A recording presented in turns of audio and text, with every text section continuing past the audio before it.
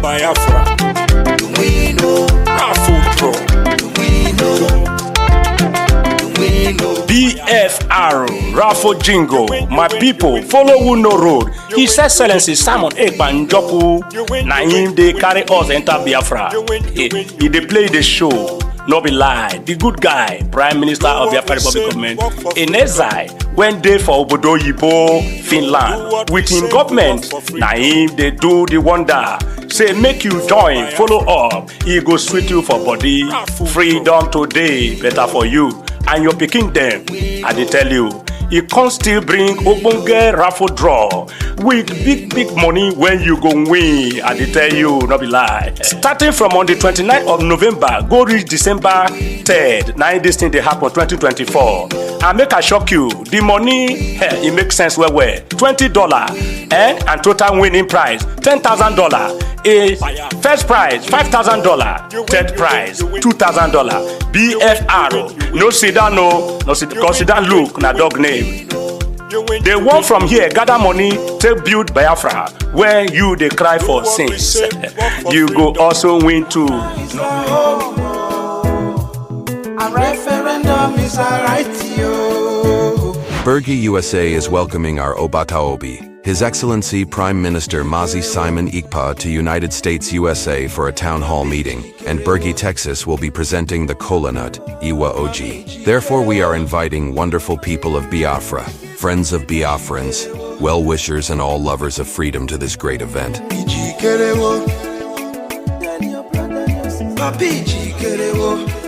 We are going home. Program, wherever you are joining me from, I appreciate you and I thank you for being part of this program. Please like and share the program on your platform, share to family and friends, share to everyone that is close to you so that they can be part of this very platform and be able to send information across. Fellow Biafrans and people of the world, viewers across the world, in this very platform, we do not come here to instigate violence. We do not come here to preach hate. We don't come here for saga or to attack any individual. What we do in this platform is to send information across to the world on the true situation of things in Biafra land and in the contraption called Nigeria. There are so many things that are not being taken note of. There are so many things that are happening that are being told in a different form. In this platform, we bring those information to your doorstep and tell you exactly how things are. There are certain videos that you might not be able to come across on the media. Some videos that are hidden from the eyes of the people, we bring them out and share it through the social media so that the world will be aware of what is going on in the contraption called Nigeria. I welcome every one of you, and I'm going to share a very important information as we speak. I want you to watch this video from the beginning to end. You will understand what we are talking about. So many things that you can't see online. You are going to see it here. So, listen to this very video from the beginning to end, and I bet you're going to enjoy it. Let us watch it together and see what the video has to say. Southeast region of Nigeria was paralyzed as residents observed a sit-at-home protest declared by pro-Biafra separatists in Anambra, Enugu, Ebonyi, Abia, and Imo State. Roads were deserted and shops as well as schools, not leaving out government offices and secretariat, were closed in compliance with the protest. And despite the presence of security agents in some areas, people remain indoors. In Enugu State, major roads and public spaces like petrol stations, markets, and event centers were completely empty. Only a few commercial tricycle drivers were seen operating in inner streets. In Owerri, the capital of Imo State, roads such as the Aba-Owerri Expressway and MCC and Holy Nekede roads were completely deserted, with shops locked in response to the sit-at-home protest. And similarly in Awka, the Anambra State capital, the commercial hubs of Nnewi and Onitsha were completely shut down with deserted streets. The AK Awka Market and the office of the Enugu electricity distribution company were closed and motor parks were also empty, reflecting widespread compliance with the protest directive. All right, let's go to Mr. Chris here. What do you believe are the root causes driving this Biafran separatists to call for such widespread protest, and how might the government address these grievances effectively? Well, it pays the government for whatever game they are playing, that they are shutting down economic activities in the southeast. That's on one hand. I'm not surprised that all the other states, the one that drew my attention is the one in Abia State. Well, that's where, that's the home state of Kano, Nnamdi Kano. Maybe they are doing their own for goodwill's sake, because that guy is doing everything and everybody is happy with him. So if he tells them come out, they will come out. Maybe he's been prevailed on behind the scene. So let's just, Your Excellency, let's just honor this guy with his court case and all of that. Fine. But essentially, as I've always said, this is the making of Nnamdi Kanu himself, because he wanted to show power. He started the sit-at-home order.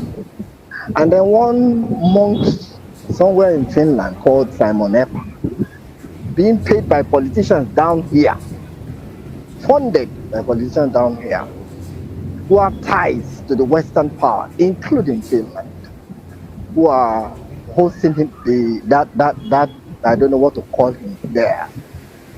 They are using that one to disrupt economic activities in the Southeast, because they know that Southeast is the economic hub of not only Nigeria, but of West Africa. So when you paralyze them, paralyze their spirits, then Southeast will join the rest of the country now. And like Anosike said, they will be afraid. And all they will be thinking of is how to, okay, the little one they are selling, maybe sell it to the next neighbor and get maybe Gari or something. Those ones who have Gari will start eating their Gari, JJ, because life becomes first. It was it what that one's name? The governor of Anambra threatened me and barking like a dog. If you don't come out, you will pay fine. Hey, if you don't, I will show you I'm governor. Who is governor now? Is it not Simon Epa led IPOP, being funded and propped by the government? So we are just seeing the whole script playing out. That's just it. That's just it. See, there's nothing the ordinary Southeasterner can do. They only need a leader who can stand up to government and say, this is my state and I do as I wish. If any Simon Epa brings his pipe, come here, I will deal with him ruthlessly. And if you try to come and save him, we will face you. You can kill all of us, but we will face you as a people. Not just me as a governor. And he will win.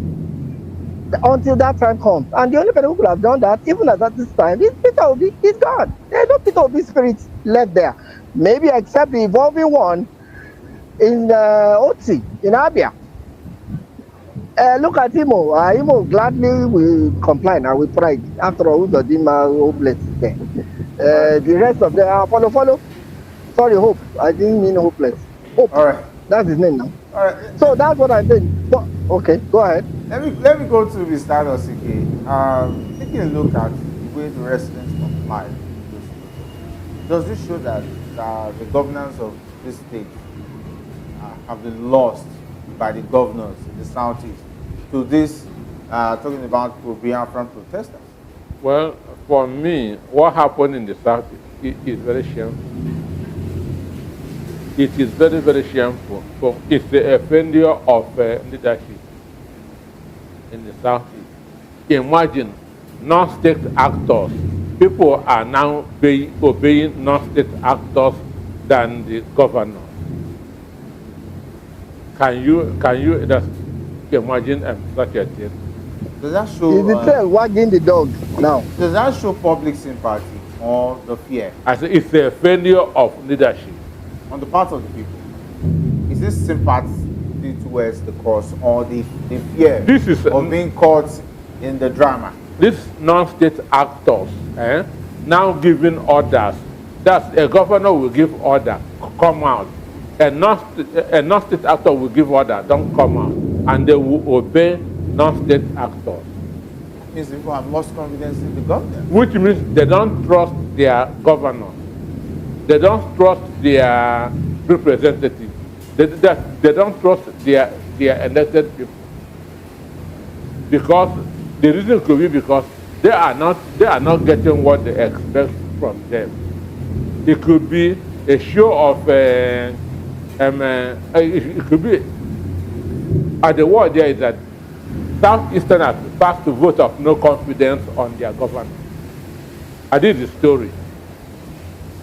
Southeasterners passed a vote of no confidence on their governors because all the governors were saying, come out, we'll give you security, we'll give you protection. They said no. It's vote of no confidence. Understand me? Because there's no state in the Southeast that don't have military presence. Enugu alone, 82 div is in Enugu. There's army barracks at Okonano and at Abafat. So they have a full military presence. Then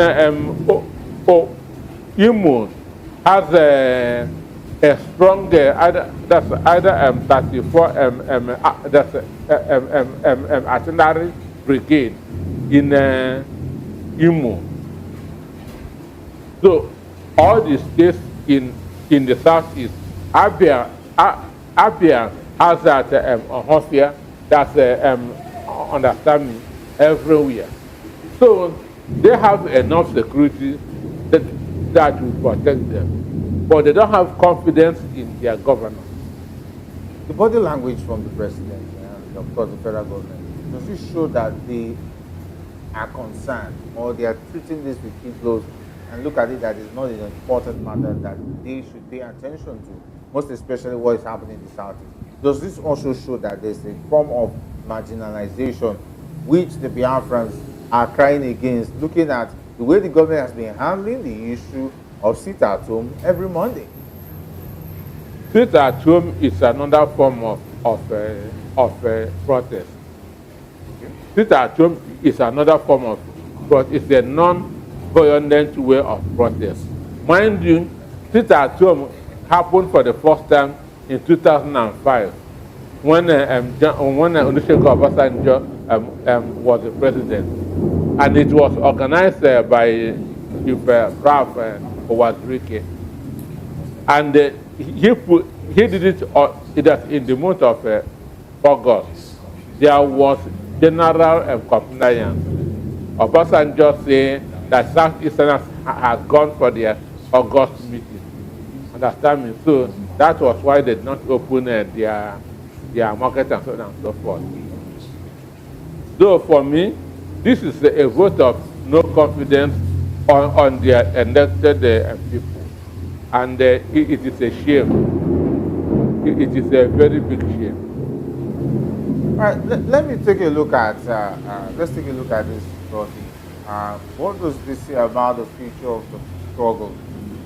With what some will say for them, they will tell me that success. On the part of the government, the body language, Mr. Chris, it looks like they are not looking at it seriously, as if it's a serious matter to really look at. Because how could security officials be on the street and people still stay at home?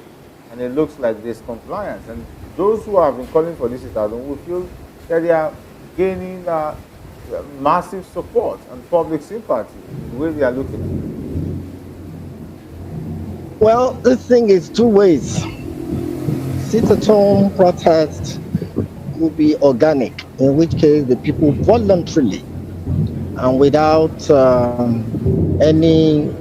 feeling the pain to them, voluntarily for a cause that they believe it's in their interest, will sit at home, and they will feel it, and they would say it with pride to anybody. Unfortunately, that's not the case here.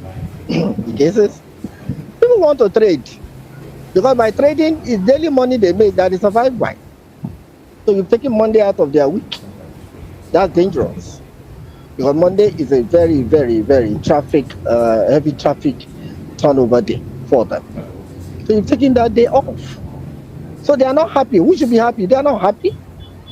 They are not happy about it. So the government, oh God, I will keep saying this. We don't have a government. Government don't behave like this. Government, when immediately you campaign and you win elective office, you cease to be a politician. You become a leader for the people who put you there, of the people who put you there. And you run your policies by their interests. That is government. But do you think these people are doing it? No. What these people are doing are abominable to the books. They are forbidden. They are a taboo to the books, to the textbooks of governance. I'm telling you. So we don't have a government by its proper definition. You have a bunch of crooks and criminals in power using machinery of the state to perpetuate their personal agenda. That's what's going on. So everybody is saving his head as the governor in the southeast. That's what is happening. As legislators in the southeast, they are saving their head. So nobody wants to talk. And we're not supposed to be hearing echoes across all the state assemblies in the southeast. That what are you doing? You are killing our people here. This is our economic life, man. We should be hearing louder voices in the National Assembly, Southeast legislators protesting, reacting, forcing their way through to be heard. How many voices have you heard? That's to show you they are all on a survival mode. That is at the highest level. So the poor man too is on a survival mode. They are putting all of us on automatic pilot survival mode. So nothing can come of this. And yes, they are making light of it. Of course, our boss just started that they are on some kind of vacation. Is that not a stupid word from a leader that is not concerned? That the Southeast economy does not affect the country, the whole country? That it doesn't affect the West Africa that was president of ECOWAS for some time? What are we talking about? These guys are not government. They are not governing. They are not governing. They are just using the powers and machinery of state to do their own thing. Anyhow it is, they will do it. Thank you. All right, Mr. Chris, let's go back to the next conversation of Mr. Anosuke, where the Economic and Financial Crimes Commission has issued a warning against calls for the solution amid a legal challenge by 16 governors questioning the legality of the agency. Wilson Owajaren, the EFCC Director of Public Affairs, defended the commission, arguing that without it, Nigeria would be overwhelmed by corruption. He claimed that those challenging the EFCC are feeling pressure from the agency's anti-corruption work and are attempting to avoid accountability. Owajaren emphasized that the EFCC is legally established, and any challenge to its legality is an attempt to derail the fight against corruption. What do you think are the underlying motivations of 16 governors asking for the EFCC to be scrapped? Onisa Wakoba is number one, who is leading this crusade. Okay. So let them go and arrest Onisa Wakoba. What are you talking about? The EFCC should arrest him. Let them go and arrest, because they issued a warning that people should stop calling for the scrapping of EFCC. I said Onisa Wakoba is number one, the leader, understand me, of the people who are saying that EFCC should be scrapped. Then let them go and arrest Onisa Wakoba. Understand? Femi Fanana counted Onisa Wakoba because he has been benefiting from EFCC. Okay. Festus Keyamo and Femi Fanana have been struggling who is to be the counsel for EFCC over the years. From when Farida was there to when Ibrahim, so they have made their money from EFCC. That is why Femi Fanana is saying that EFCC shouldn't be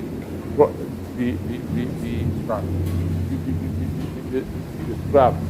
One day I led a guy to make a complaint to EFCC.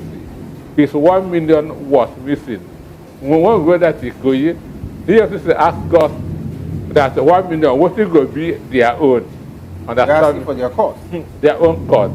Oh. That's EFCC. This EFCC. This EFCC. So for me, they are like the Nigerian police.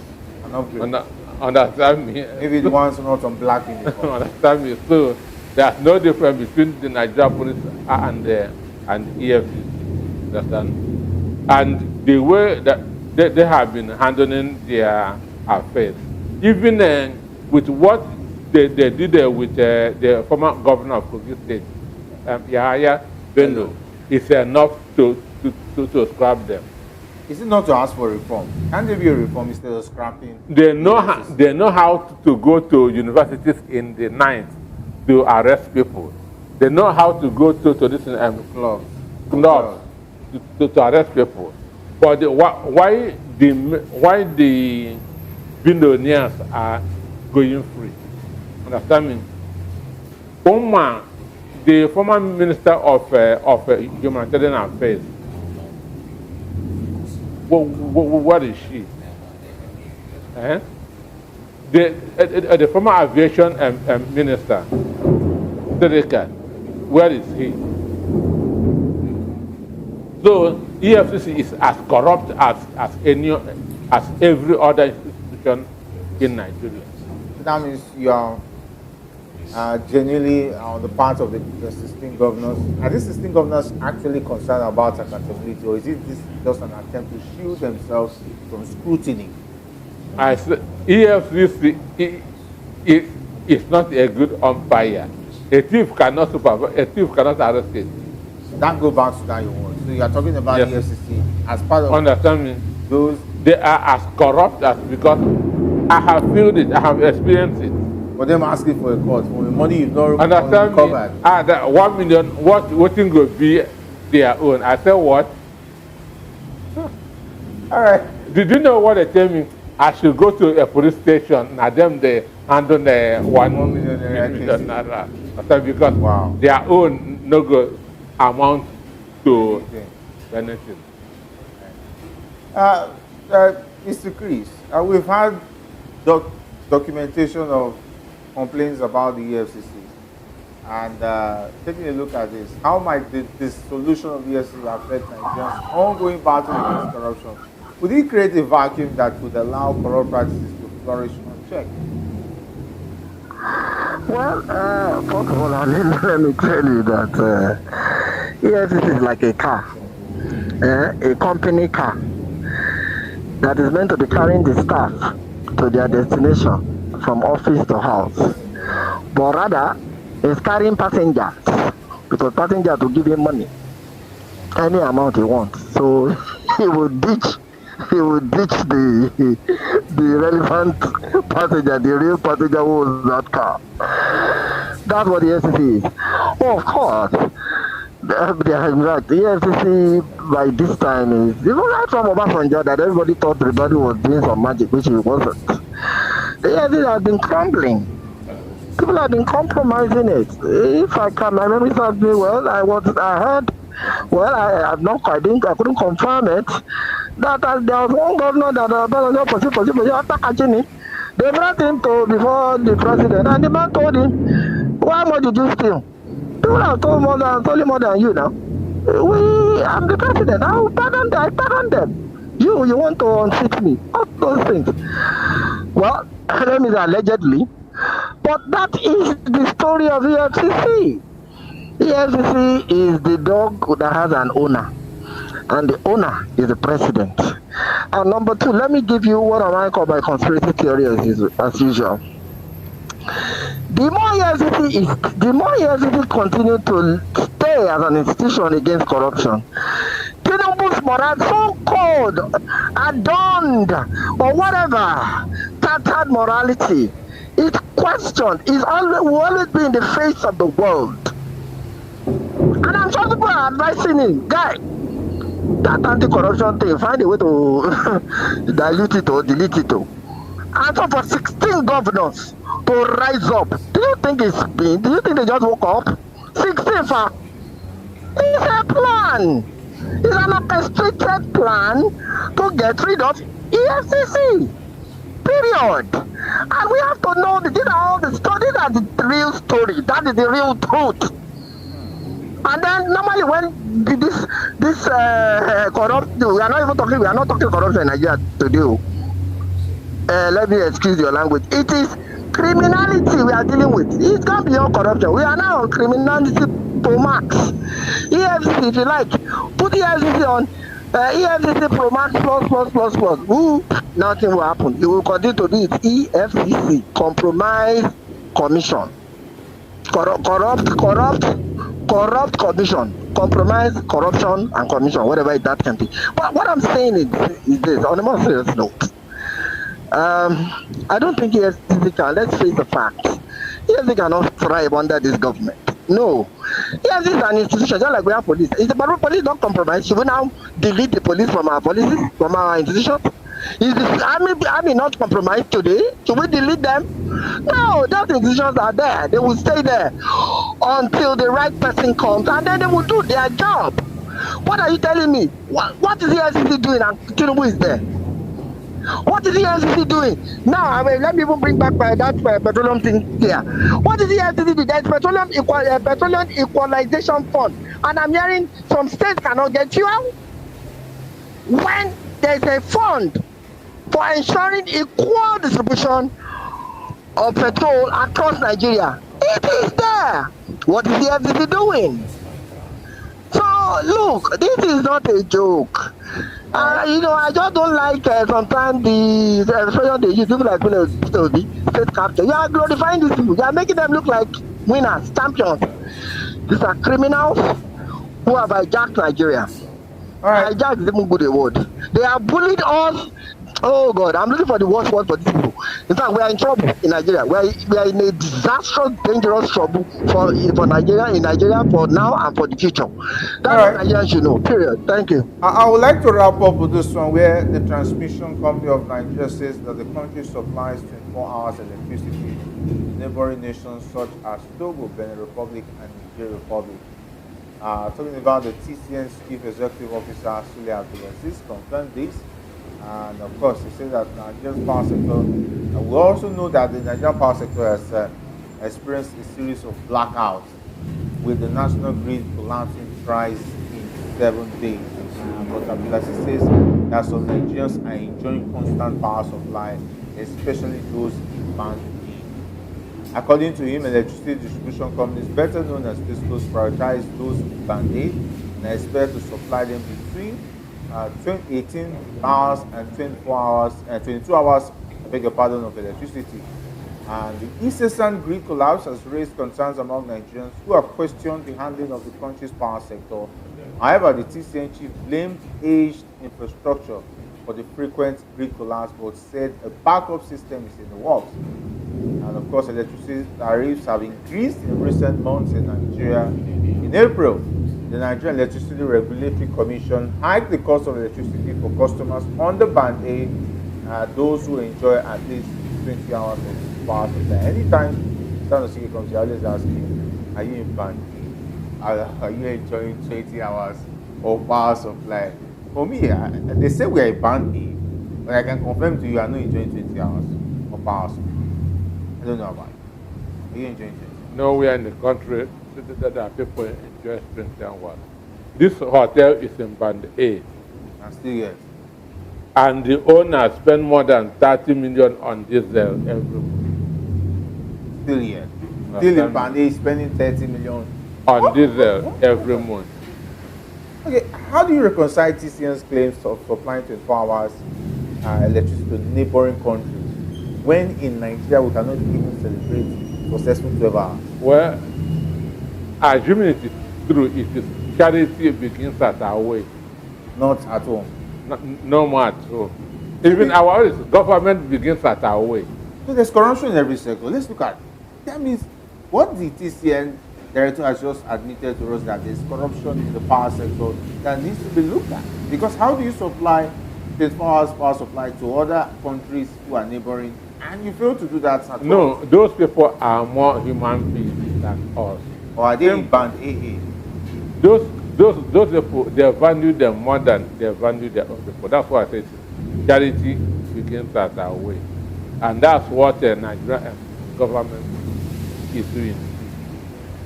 All right, Mr. Chris, I would like you to react to that in just 1 minute so that we can wrap it up. In just 1 minute, I'll just tell you this. All this nonsense they are doing is just pure nonsense. I don't want to glorify this with any intellectual glorification or argument or debate. The truth of the matter is that the day the right guy comes, NEPA, whatever they are called by today, we work 24/7. We had the experience under Obasanjo now when the Bolage entered. For 6 months, Nigerians enjoyed 24 hours electricity. We were wondering, in fact, Nigerians were scared. We hope none Armageddon coming on to us. Until that one messed up. And then they started messing him up big time. And here we are. It's getting worse. All these grids collapse, that one collapse. One day they will say, everything's about to collapse. That's why we switch off the grid. So look, all those things they are telling you, I don't care. I don't want to know. Because before this government, before this democratic or whatever they call themselves came in, when the military was military, we didn't know what was grid, what was transmission, what was distribution. All we knew was you switch on your light and you had light. If there was no light, there was no light, and then light was coming. When those ones were okay. But now they've so demonized the whole thing, confused everything for their criminal purpose agenda. So that's just look. It's all lies, it's all scam. Period. That's the story of Nigeria for you. These are, I would always say, details of the agenda to dehumanize the soul of Nigeria, the people of Nigeria, and kill eventually, ultimately, the economy of the country, so that those who are funding Tinubu, who are propping Tinubu to become a life despot for Nigeria, the West, will have their hands and access easily on our resources, and they will use us to fight Burkina Faso. That's the plan. That's one of their war plans, by the way. I'm just spinning that out. They want to ensure that they properly beat Nigeria to pulp, and then they can put anything, because Nigeria is a very, very lucrative, valuable land area and country for them to do anything across Africa. Thank you. Mr. Chris, all right, that's where we leave you on the show this evening. Thanks for being a part of Thank you. this edition of the issue.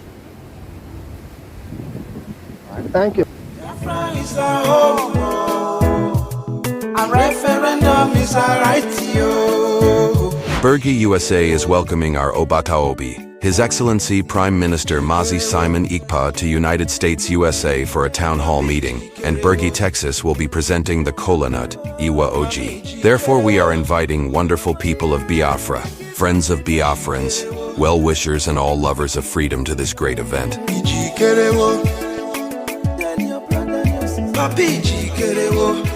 We are going home. Thank you so much for watching the program. I appreciate you for your patience to watch from beginning to end. I hope you have learned a lot from this very program that I just played, this video. Please like and share the video. Share to all platforms. After sharing the video, now you can go to the comment section and put down your comment. Whatever suggestions, contributions you have to make, what do you think about the video I just played? Go to the comment section and put your comment. I will go through the comment section, and I bet you I am learning a lot from there, and you can equally learn from there. Let us share our experience on that comment section. Thank you so much, and stay blessed. Don't forget to share, and we continue to bless you as you share. Biafran government, peace, progress, unity, and equity. We move airborne.